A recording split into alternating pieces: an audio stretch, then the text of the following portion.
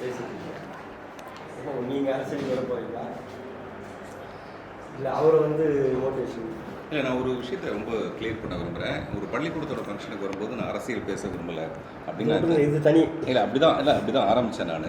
அதுக்கப்புறம் அந்த கேள்விக்கு நான் பதில் சொல்ல வரும்போது ஆட்டோமேட்டிக்காக பொதுவாகவே இன்றைக்கி விஜய் பற்றி கேள்வி கேட்குறதோ வேங்கை வயலை பற்றி கேள்வி கேட்குறதோ அது எல்லாமே ஒரு யதார்த்தமான விஷயம். ஒரு சிட்டிசனாக நான் இது எல்லாத்துக்குமே பதில் சொல்லணும். அதுக்கு நான் பயந்து ஓட்டுறேன் இல்லை. எப்போவுமே ஒரு சிட்டிசனாக எதுவாக இருந்தாலும் என்னுடைய நேர்மையான விஷயத்தை நான் சொல்லணும். நான் இது வரைக்கும் கட்சி சாராதவன்.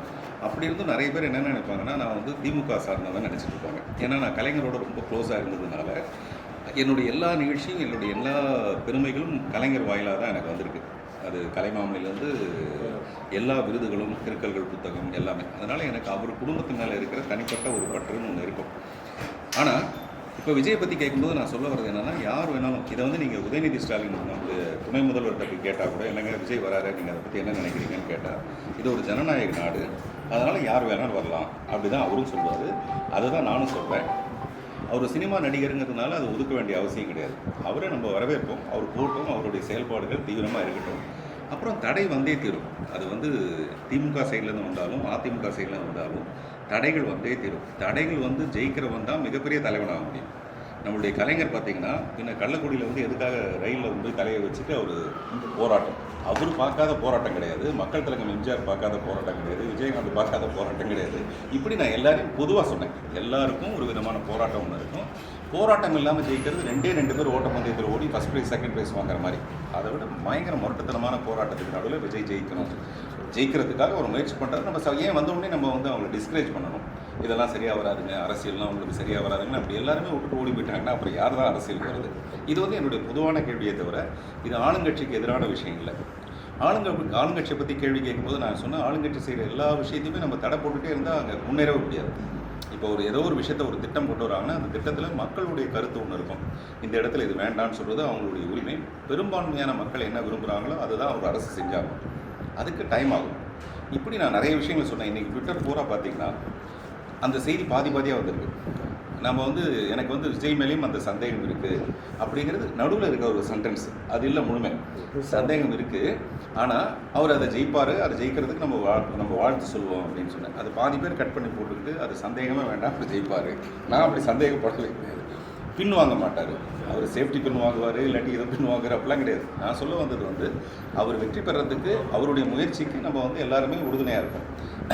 இதுதான் ஜனநாயகம். இங்கே எல்லாருமே போட்டு போடுறதுக்கு தகுதி உள்ளவங்க. இதுதான் நான் சொல்ல வந்த ஒரு விஷயம். அது என்னுடைய ஒரு கட்சி மாதிரி என்னை ஒதுக்கிட்டு கட்சி மாதிரி இல்லை சார். இது வரைக்கும் நீங்கள் எந்த வித அரசியலுக்கும் சப்போர்ட் பண்ணி பேசலாம். இதுதான் ஃபஸ்ட்டு பேசிட்டு இல்லைங்க. அவர் நம்முடைய இன்றைய முதல்வர் ஸ்டாலின் அவர்கள் கோயம்புத்தூர் ஒரு நிகழ்ச்சி நடக்கும்போது ஒரு மஞ்சள் துண்டு போட்டு நீங்கள் தான் அடுத்த தலைவர்னு சொன்னது நான் தான். நான் எப்போவுமே மற்றவங்கள மனசார வாழ்த்துறதுக்கு எப்பவுமே தயாராக இருக்கேன்.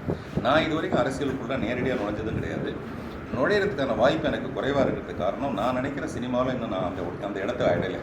அதை அடையிறதுக்கு நான் போராடிட்டு இருக்கேன். ஒரு தன்னிறைவு அடைஞ்சதுக்கப்புறம் நிச்சயமாக நான் அரசியலுக்கு வருவேன். விஜய் கூப்பிட்டா போக மாட்டேன். விஜய் கூப்பிட்டா நான் ஆமாம் இல்லை, நான் விஜய் கூப்பிட்டாலோ இல்லை ஏற்கனவே யார் கூப்பிட்டுருந்தாலுமே கூப்பிட்டதுக்காக நான் போக மாட்டேன். இது முழுக்க. ஆனால் யார் ஒருத்தன் புதுசாக வந்தாலும் அங்கே ஒரு புதிய அரசியல் அமைப்பு ஆரம்பிக்கணும். ஏற்கனவே இருக்கிற விஷயங்களோட மட்டுமே அது நடக்கிறதுன்றது மக்கள் அதை எதிர்பார்க்கறது இல்லை. எப்போவாவது ஒரு புரட்சி வெடித்து தான் ஒரு நாடு பெரிய லெவலில் வந்துருக்கு. அந்த மாதிரி ஒரு புரட்சியாக நான் இருக்கணும்னு ஆசைப்படுறேன். எப்படி புதிய பாதை சினிமாவோ அந்த மாதிரி அது ஒரு புதிய பாதையாக இருக்கும்.